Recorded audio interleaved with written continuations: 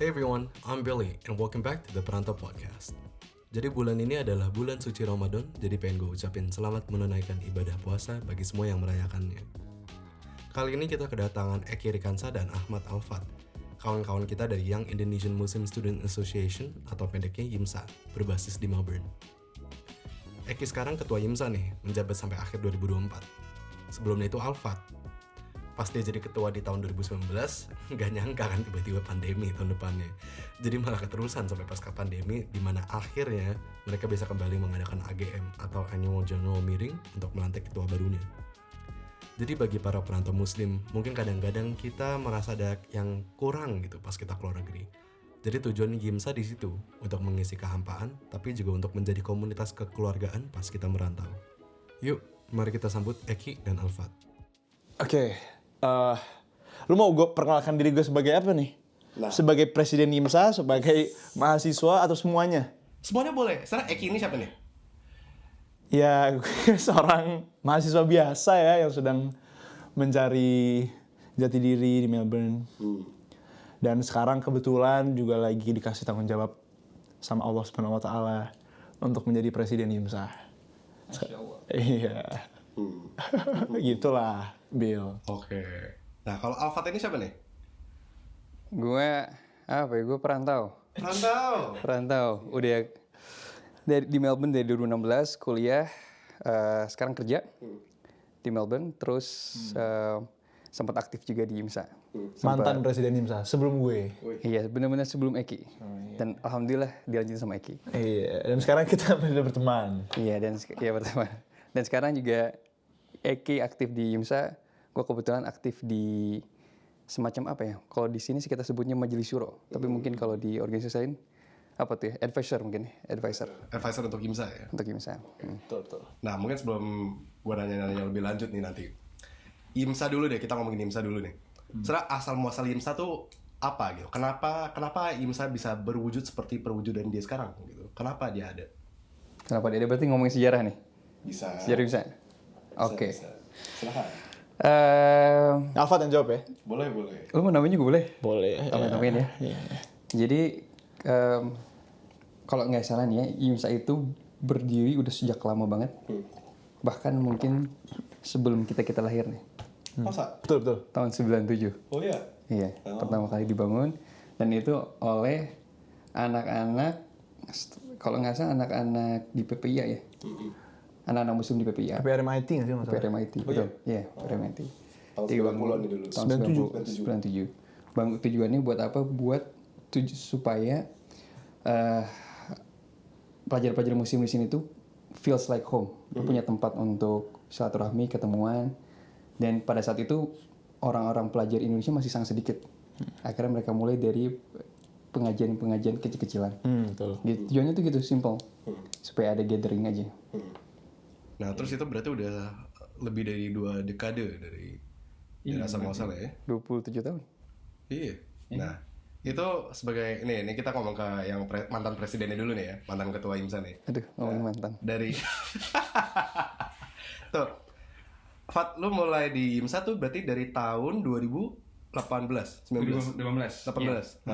Nah, itu kenapa pertamanya mau bergabung tuh?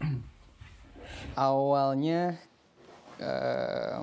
karena ada teman dari kebetulan di kampus Swinburne, gue juga alumni Swinburne, yang pada saat itu dia posisinya kalau nggak salah jadi wakil presiden YIMSA dan ngajakin gue juga belum begitu aware sebenarnya, karena gue kira tuh pikiran gue masih terkotakan ya. Gue kira tuh YIMSA itu semacam kayak organisasi rohis dan masuk sana tuh harus emang udah religius gitu.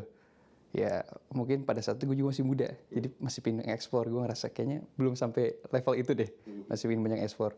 Ternyata enggak, dan akhirnya diajak untuk masuk komite. Setelah gabung, ya gue rasa YIMSA tuh lebih kayak kekeluargaannya sih daripada organisasi, kayak gitu. Itu pas tahun 2018 tuh bergabung sebagai apa tuh di YIMSA? Sebagai gue gabung di komite event. Iya. Jadi benar ngurusin acara-acara Acara, event. ya, panitia event. Nah, sebenarnya apa sih yang dulu memancing seorang Alfat ini pengen ikutan tim eventsnya si IMSA nih? Kenapa gitu? Kan awalnya tadi ngira, wah kirain IMSA religius banget gitu ya, serasa kubu terisolasi gitu bahkan. Kenapa bisa sampai ke sana gitu? Kenapa ya? Mungkin di antara divisi lain paling cocok di event sih. Gue kurang gitu jago desain. Ada divisi internal development juga. Dan gue seneng ngobrol sama orang. Jadi seneng kayaknya mempromosikan, ngajakin gitu pas lagi Event kan aktif. bukan tentang mempromosikan, bukan. Event kan bikin acara, promosikan itu marketing ya sih. Maksudnya pas lagi acaranya. Oh, Lagi iya, bikin iya. acara gitu, giving something. Valid. Iya. Cara main gue. Valid. Valid. Nah, kalau Eki nih. Nah, Eki gabung IMSA tahun berapa nih? Gue gabungin secara resmi. Kalau gue jujur cerita gabung IMSA agak unik, Bill. Gimana tuh? Karena ya gue datang sebagai IMSA itu bukan sebagai komite, tapi sebagai ya orang yang sering ikut acaranya aja. Dan pertama kali ikut itu ya 2022, bukan sebagai komite, tapi sebagai ya peserta aja, member, ya kan. 2022 bulan Maret ya, Fat ya? Iya. Yang barbecue pertama itu masih acara Alpha tuh. Terus gue dateng. Tujuannya apa? Tujuannya ya buat cari komunitas muslim. Karena kan waktu itu pertama datang ke Melbourne. Dan ya salah satu hal pertama yang gue cari komunitas muslim. Karena kan benar-benar pindah dari Indonesia nih, negara muslim, pindah ke Melbourne, yang tiba-tiba jadi minoritas, gitu kan. Nggak ada azan, nggak ada sholawatan, jadi pengajian susah. Yang pertama dicari itu, dan akhirnya ketemu sama IMSA gitu. Sebenarnya pas ketemu IMSA, pas ketemu Alfat juga berarti gitu? Betul. Ketemu Alfat pertama kali juga di situ. Ini ketemu Alfat di tim Jadi kita defense. kenal udah hampir 10 tahun katanya. 10 tahun kurang 8. Oh iya, 2 tahun. 2 tahun. 2 tahun. Iya nih udah 2 tahun nih, bener. Kita ketemu 2 tahun lalu di bulan-bulan ini lah ya. Iya, betul. Bener. Jadi ini kita rekaman podcast pas kali Anniversary kita kedua. Pas anniversary nih. Iya betul. Dramatis sekali ya kali ya. Maret iya. Maret. Hampir lah. Jadi Hampir lah ya. bulan depan kita kok lu pegang tangan gue sih? Jangan dong. Oh iya, jangan. Iya, mungkin nanti bagusnya podcastnya ada lagi ya Maret ya biar merayakan anniversary. Iya, foto kita berdua. Udah lanjut aja. Ntar fotonya mesra sekali ya. Iya, boleh. Lanjut.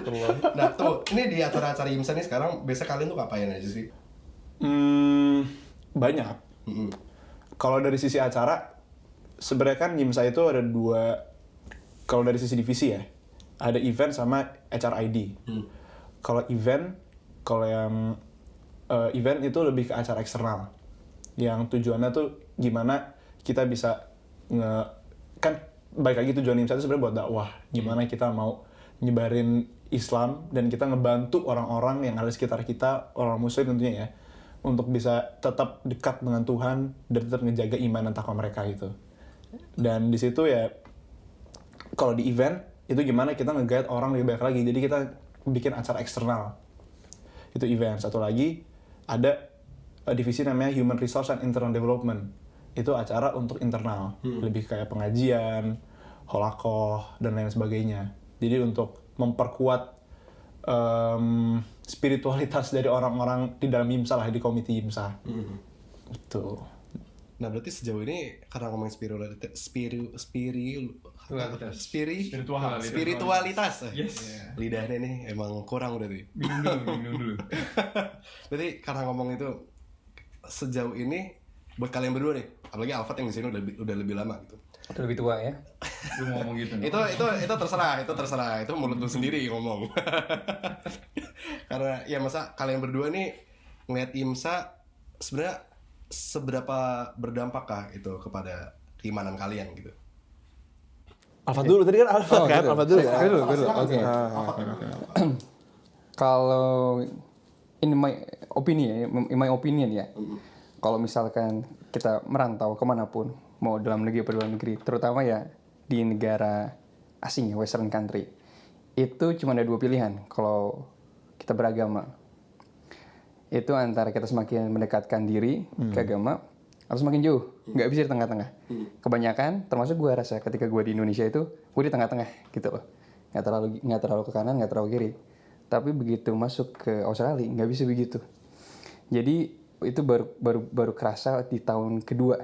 Kok ada yang kurang ya, ada yang feel something missing gitu. Terasa hampa. Terasa hampa, bener. Tahun pertama masih euforia mungkin ya. kenal sama orang dari berbagai negara gitu. Dan iya jadi gimana ya, tempat buat nge-recharge energi keimanan itu gue temuin dan kekeluargaan yang satu frekuensi ya di IMSA kayak gitu. Jadi itu kayaknya yang ngebikin lebih sanity soal keagamaan itu di IMSA yang gue temukan gitu. Sama sih sebenarnya kayak Alfat. Karena kan gue pernah dengar sebuah quote ya. Apa tuh? Kata you are the average of the 5 people closest to you. Nah, Keren.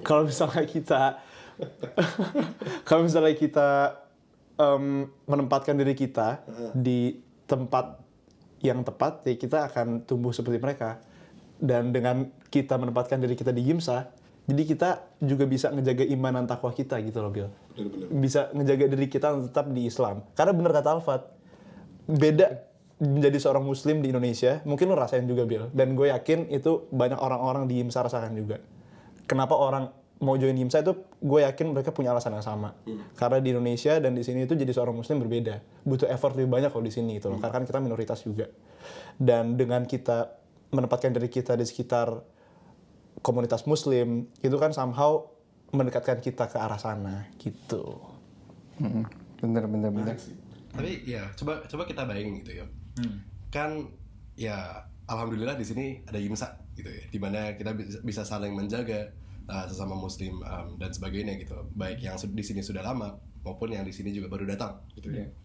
Tapi nggak di semua tempat yang di mana ada perantau Indonesia, di mana ada mahasiswa Indonesia yang keluar negeri gitu, belum tentu ada nih organisasi yang seperti IMSA gitu. Nah, menurut kalian itu dampaknya kayak gimana tuh? Wah, bagus tuh, good question. Gimana Ki? Menurut antum? Gimana tadi pertanyaannya, coba sekali lagi. kan di sini ada IMSA nih, udah dari tahun 97 gitu, udah lama di sini gitu. Udah solid gitu. Nah, tapi kan sayangnya di tempat-tempat lain gitu, maksudnya di negara yang kebaratan juga gitu, yang seperti Afat bilang Western countries gitu. Di negara-negara itu belum tentu ada organisasi yang seperti IMSA gitu, dan belum tentu ada yang menginisiasikannya gitu kan. Jadi ada, kalau dari apa yang kalian bilang berarti harus ada sesuatu yang terasa hampa gitu di komunitas-komunitas seperti itu gitu. Nah, itu menurut kalian dampaknya gimana tuh? Gak ada sesosok seperti IMSA. Dampak buat siapa nih? Buat orang-orang di sana gitu. Iya, buat perantau-perantau. Betul. Iya, good question ya, bener ya. Kalau menurut lo gimana, Bil? Lo tahu IMSA dari kapan sih? Tahu IMSA? Dari kapan ya? Kan dari lu deh, Ki. Baru-baru juga kan? Dari dia setahun 2 tahun lah ya. Sebelum tahu IMSA yang lo rasain tuh apa kayak? Sebelum. Nah, kalau Apa alasan lu kalau yang gue perhatiin lo kan jadi sering ikut acara IMSA gitu nih. Iya, apa yang bikin lo jadi pengen ikut IMSA, pengen sering ikut acara IMSA? ya mungkin paling penting gue mendukung kalian gitu ya. Karena gue kenal kalian gitu. Gue juga serta ikut mendukung gitu. Ya itu menurut gue yang paling penting kalau gue secara pribadi gitu. Tapi yang kedua mungkin juga seperti Afat bilang, kita nggak bisa di tengah-tengah gitu kalau udah keluar negeri gitu. Antara kita makin jauh atau kita mendekat gitu. Kalau gue secara pribadi gitu, nasib gue lama-lama mendekat gitu, karena baik ada dorongan dari diri gue sendiri dan dorongan dari tempat lain juga gitu, kebetulan gitu ya. Iya. Jadi emang pas ada dorongan ini dari gue sendiri gitu, dimana gue juga ikut mencarinya gitu, dimana gue juga mengenal Eki akhir-akhirnya, dan gue mengenal lu juga Alfat gitu. Jadi kalau gue secara pribadi gitu, karena emang kebetulan aja kalau dari gue sendiri gitu ya. Gue boleh nih ikut menjawab tadi nyambung pertanyaan awal. Jadi kayaknya memang nggak semua tempat juga ada komunitas seperti IMSA gitu, dan sebenarnya gue merasa kita beruntung ya, dan harus be grateful ada ini, dan ada founding father-nya ngebangun pada tahun sebelumnya gitu, 97.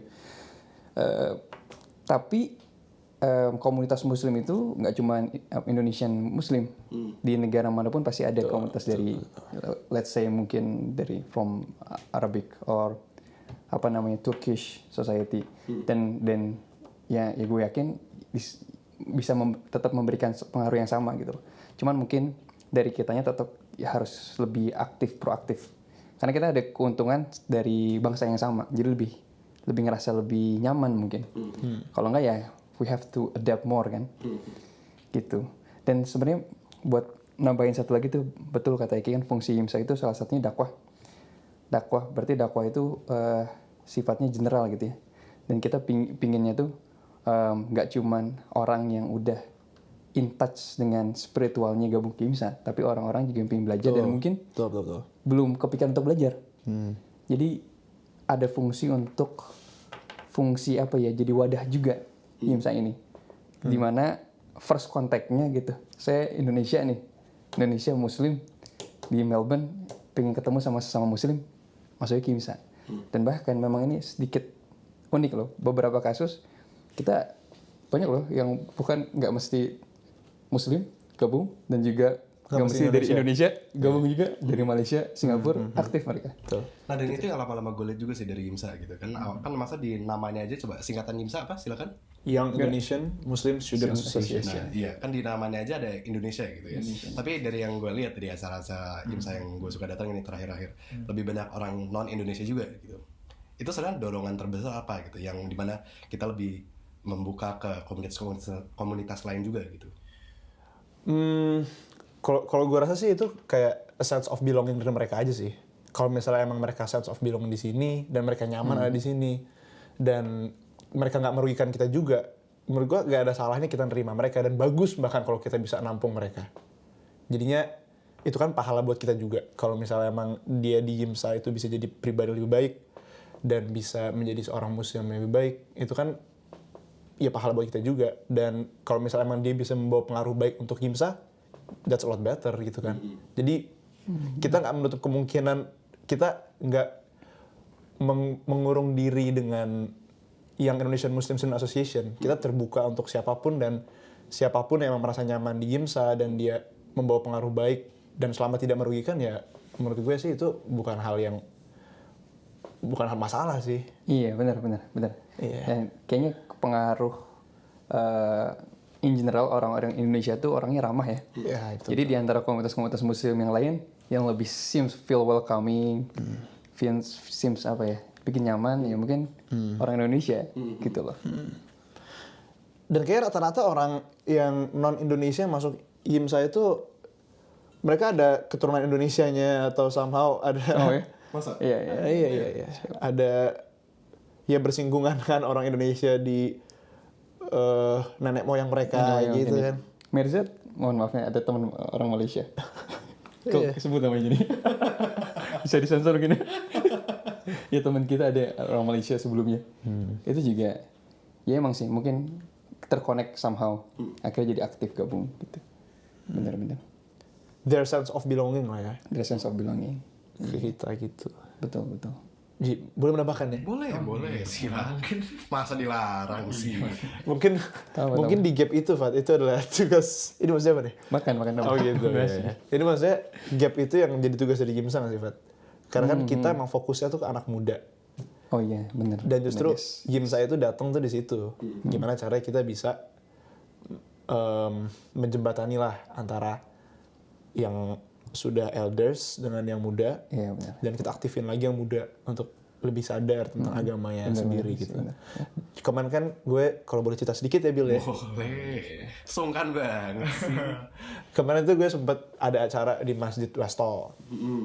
Dan pengurusnya itu ngomong ke gue, katanya IMSA ini ini tanpa mendiskreditkan periode sebelumnya ya. Oke. Katanya Alsatan ada tersinggung di sebelumnya. katanya IMSA ini sebelumnya emang agak jauh dari masjid. Nggak cuma IMSA, tapi anak-anak muda itu jauh dari masjid.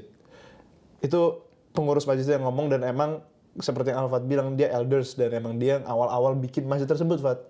Dan dia personally ngomong ke gue, tolong anak-anak muda dibawa lagi ke masjid. Jadi gap yang tadi Alfat bilang itu emang bener adanya. Dan menurut gue IMSA itu punya tanggung jawab di situ, karena kan kita organisasi anak muda, dan ya kita harus berusaha sebisa mungkin untuk gimana caranya kita bisa mengisi kekosongan tersebut gitu. Wow, good. Berarti IMSA growing much more in touch to the society. Bismillah. Bukan cuma buat IMSA-nya sendiri. Bismillah. Iya, insya Allah. Bagus sih. Masa ya apalagi organisasi masyarakat, apalagi yang dipimpin oleh pemuda gitu, sebagai semakin kuat tuh kalau gue pribadi gitu semakin bagus gitu kan. Karena dia menolong aspirasi anak muda juga gitu sebenarnya. Nah si Masjid Westall ini nih dia emang dibuat dan diurus oleh komunitas Indonesia di sana ya. Betul. Ya kan? Betul. Nah itu kalian tahu udah berapa tahun gak tuh Masjid Westall? Tua banget Fat ya kayaknya. Aduh, gue kurang tahu sih kalau sudah berapa lama ya. Tapi sekian dekade lah ya udah ada gitu sekian dekade. Nah, menurut kalian sebenarnya ini balik yang ke Eki tadi ngomong sih. Menurut kalian ada nggak sih disconnect gitu ya antara diaspora Indonesia atau enggak yang keluarga-keluarga yang udah lebih menetap di sini, keluarga Indonesia yang Muslim gitu ya, terutama misalnya kawan-kawan kita di Westall gitu ya. Mereka antara dan pemuda-pemuda perantau sementara kayak kita nih gitu. Menurut kalian ada disconnect-nya nggak nih? Siapa menjawab nih? Gue nih atau lo? Boleh Ki, silakan. Menurut gue ada. Ada. Menurut gue ada. Apa tuh? Yang pertama ada beberapa faktor sih. Tapi kalau salah satu faktor terbesar yang gue lihat itu karena lokasi. Jadi mostly kan perantau-perantau itu tinggalnya di kota lah ya. Ya kayak kita sih. Iya Atau itu. di Monash, paling dua daerah itu kan. Iya, atau di Monash dan di Monash Clayton atau di jadi karena sementara orang-orang yang udah lama nih diaspora yang tinggal di sini, diaspora mereka mostly tinggalnya di suburbs itu nggak sih, Pat? Iya. Dan itu yang bikin kita jadi agak jauh sama mereka. Dan iya, Iya betul. karena lokasi sih menurut gue salah satunya. Dua diaspora yang ngebangun masjid kan, dan itu purely Indonesia itu kan Westall, di Masjid Westall di Westall. Terus ada WM di Laverton. Terus ada surau kita ya Yang di Brunswick ya? di Brunswick. Itu kan suburb-suburb yang memang nggak dekat sama main university. Kebanyakan kampus itu student itu di Millview ya, kota RMIT, Swinburne gitu-gitu, view di kota semua. Gitu bener yang kata Eki sampein. Jadi ada apa disconnected. Sedangkan yang di city sendiri Masjidnya masjid internasional. internasional, iya. Bismillah, insya Allah YIMSA tahun ini kita pengen lebih dekat dengan masjid. Ya, keren.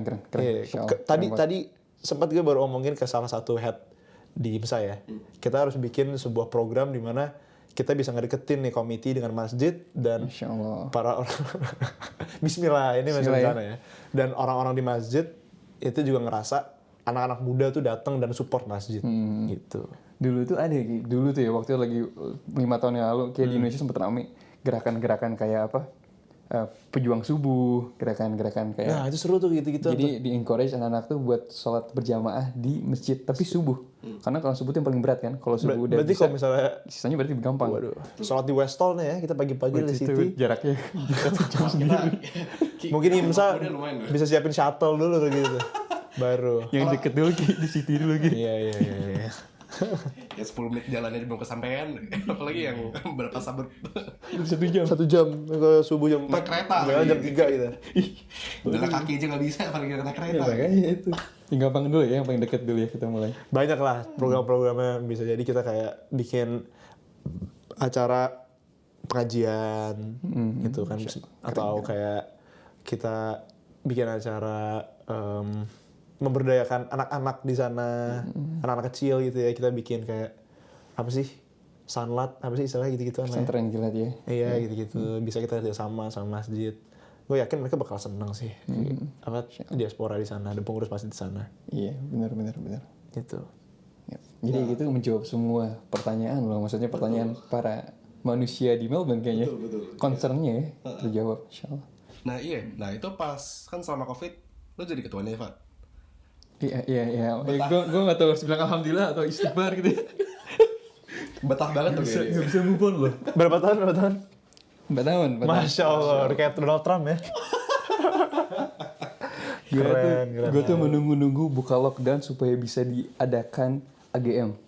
Karena persyaratannya itu pengganti pemimpinan tuh harus ada penerusnya kan. Sedangkan pada saat itu belum ada anak-anak yang datang ke sini lagi gitu, belum ada student-student baru. Belum ada Eki gitu ya. Belum ada. Gue tunggu tuh sosok-sosok kayak Eki pada saat itu. Belum muncul. Alhamdulillah muncul. Dan itu meyakinkan itu butuh waktu 1 tahun.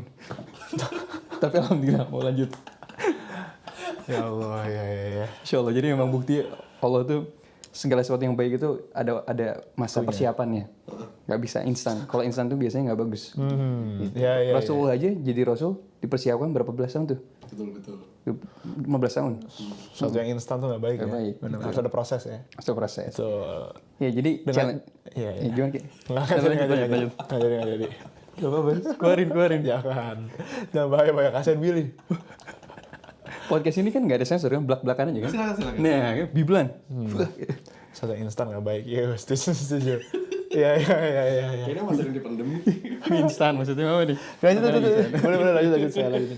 Iya, jadi gitu Bill. Jadi ya kita tuh ya pada saat itu sebenarnya memang tahun 2019 udah habis 2020 tuh udah habis masa Seharusnya ya? Ya seharusnya masa pengurusan kita. Pas-pasan di plan tuh bulan Februari pada saat mau AGM, pas-pasan lockdown. Benar. Seluruh dunia gencar, ya kan? Awalnya kita kira lockdown 6 bulan, ditambah lagi 1 tahun. Oh ya, apalagi lockdown di Victoria ya. Iya, lama banget. 2 tahun. Jadi pas lagi Victoria dibuka itu euforia gitu, happy gitu. Akhirnya bisa lepas dari kepengurusan ini. Pensiun gitu. Iya. Karena kan nggak bisa move on, susah. Kayak gitu. Dan jujur kita juga kan ada majelis syuronya kita pada saat itu. Itu pun awalnya mereka dari student, udah lulus, kemudian kerja, kemudian nikah mereka tuh kebanyakan. Oke. Akhirnya gugur tuh. Awalnya ada full team mungkin sekitar 5 orang, 3 orang, akhirnya jadi 1 orang lagi. Udah sibuk sama keluarga masing-masing tuh. Iya, itu dia. Jadi ada challenge-nya di situ kan, challenge masing-masing. Akhirnya yang ngebikin kita juga mungkin belajar kepengurusan terus belajar sistem majelis syuranya jadi nggak sempurna juga karena kan terhambat di situ gitu. Itu Bel.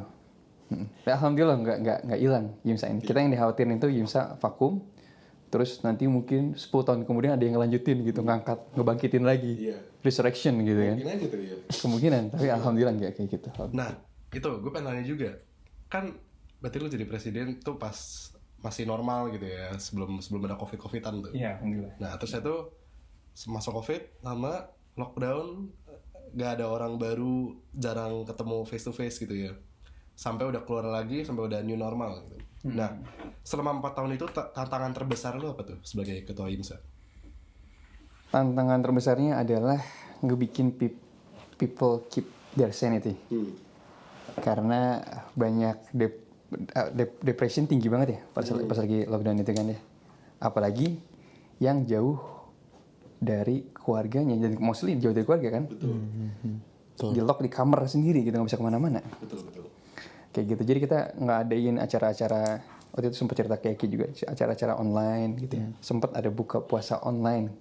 Jadi kita anterin, karena kita nggak bisa kontak, nggak bisa ketemu kan. Kita Yimsa tuh ada acara yang namanya Iftar ya.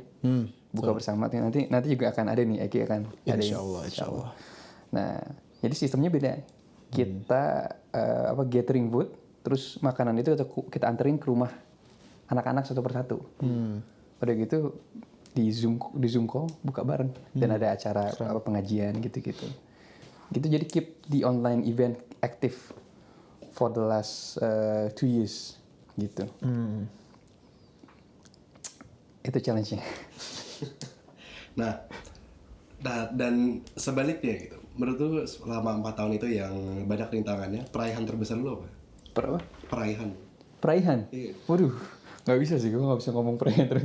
Achievement gue gitu ya. Ya sebagai ketua IMSA gitu, masa Bukan pribadi, pribadi sebagai ketua IMSA, atau setidaknya apa yang paling lu membanggakan gitu, apa yang lu paling seneng selama 4 tahun itu gitu, sampai Kalau dia, alhamdulillah akhirnya ada yang nerusin dan yang nerusin ini orang yang menurut gue orang yang tepat gitu. Gitu. Karena ada rasa ketakutan ketika ini perjuangan mati-matian mempertahankan sama bertahun-tahun, kemudian akhirnya kayak seperti dikasih begitu aja gitu loh. Dan juga akhirnya warna organisasinya jadi berubah. Jadi ke arah kiri, jadi liberal gitu. Misalnya takut gue sebenarnya. Gimana? Alhamdulillah enggak. Gitu loh. Oh, no, bercanda. Itu sebenarnya itu. Gitu. Benar. Iya, gitu. Nah, terus itu juga 4 tahun terakhir itu. Nggak, tapi jujur ya tadi gue baru tahu tuh Apa tuh? tentang apa dia bikin online event, gimana cara keep sanity alive in terms of spirituality gitu-gitu kan. Itu hal yang baru gue dengar dan menurut gue keren banget, Fat. Maksudnya sebagai seorang leader, sebagai Yimsa, lu tuh melihat lu punya tanggung jawab itu gitu, dan lu berusaha. Menurut gue itu hal yang bagus banget, hal yang keren gitu lah. Iya, alhamdulillah. Keren kan, hal yang gue apresiasi lah. Cause Gue jadi terharu. Aduh, because you feel like it's your family kan. When you feel like it's your family, you give all in. Yes. All in. Oke. Para pemirsa ini biasa tumben-tumben ini akur nih, biasanya ngata-ngatain nih berdua. On cam soalnya, on cam. Oke. Jaga image ketuanya harus kita jaga dong. Betul. Sekarang harapan lu untuk Yimsa apa nih ke depannya? Harapan untuk Yimsa. Iya, apa yang lu pengen lakukan selama masa periode dulu? Kalau ditanya apa yang gue pengen lakukan banyak banget. Tapi kalau intinya yang paling gue pengen adalah gue pengen Yimsa ada terus sampai 10, 50, 100 tahun ke depan. Dan untuk hal itu bisa terjadi PR-nya banyak banget nih Bill. Karena kan bisa dibilang Yimsa sempat, ini tanpa mendiskreditkan Iya, nggak apa-apa. Karena namanya juga COVID. Paham dong. maksudnya kan Orang juga tahu COVID. iya maksudnya karena COVID kan force major. Karena hal tersebut banyak hal yang di stop, nggak ada regenerasi. Iya, betul. Dan bisa dibilang sistem yang sudah dibuat jadi stop dan nggak berjalan lagi. PR kita tuh di situ, gimana cara kita bisa bikin lagi nih sistemnya, sistemnya kita rapihin lagi biar untuk tahun depan lagi Yimsa bisa jalan terus sebagai sebuah organisasi yang sustain. Itu PR-nya. Dan untuk bisa mencapai itu banyak hal yang harus kita lakukan. Contoh kita harus, salah satu PR Yimsa menurut gue adalah exposure. Kayak banyak orang yang nggak tahu tentang Yimsa. Itu PR. Gimana cara kita bisa reach orang sebanyak-banyaknya untuk tahu tentang Yimsa dan bisa ikut Yimsa. Karena kan gimana cara Yimsa mau sustain kalau misalnya orang nggak tahu tentang Yimsa. Itu. Terus tadi balikin sistem. Dan yang terakhir regenerasi. Dan iya, itu sih. Jadi kalau ditanya mimpi gue apa untuk Yimsa, ya gue pengen Yimsa ada terus sampai 50-100 tahun ke depan. Seperti mimpinya Alfat. Karena sebenarnya gue cuma lanjutin mimpinya Alfat doang. Ya, ini lebih besar nih. Keren nih. Luar biasa. Sustainability yang paling penting, bener. Kebermanfaatan. Iya. Nanti ada kemungkinan Yimsa bisa buka cabang dong. Cabang Sydney, Menurut gue, ya, cabang Adelaide. Belum pernah kepikiran tuh. Gimana tuh? menurut gue bisa aja. Maksudnya terbuka untuk segala hal nggak sih, Fat? Dan bener kata Alfa tadi, untuk bisa berkembang seperti itu, yang harus dirapihin awalnya adalah ya fondasinya dulu. Fondasinya, iya. Jadi gimana kita rapiin dulu dalamnya nih. Sistemnya kita rapiin lagi, gimana organisasi ini bekerja, dan regenerasinya seperti apa, itu kan hal yang harus kita rapihkan. Seperti itu, Bill. Iya, Jadi, bener.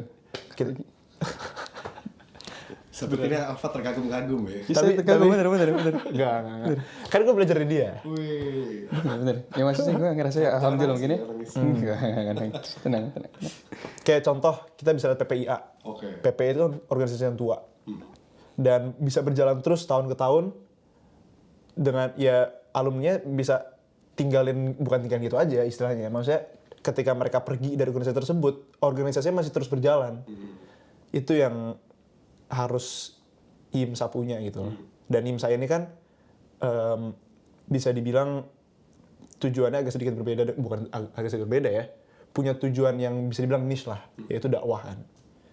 Dakwah dan bisa kasih wadah untuk orang Islam untuk bisa tetap berada di jalan yang benar gitu. Jadi kalau misalnya nggak ada ya gimana gitu ya nggak sih? Bener banget. Itu sih, Bel. Jadi iya, regenerasi. Kalau ditanya tujuan Yimsa apa? Oke. Kalau gitu ya udah cukup buat hari ini. Thank you semua ya. Thank you, Will. Udah. Asik juga ngobrol gini. Lanjut lagi lah. Masih banyak yang bisa diomongin. Thanks for joining us on another episode of the Perantau Podcast. If you like what you hear, give the podcast a follow and check out the website at theperantau.com. The Perantau Podcast is always looking for new stories to tell and people to meet. So, if you have a story worth telling, don't be shy. Reach out on Instagram, LinkedIn, email, or wherever else you may find the Perantau Podcast. Until then, thank you and see you soon.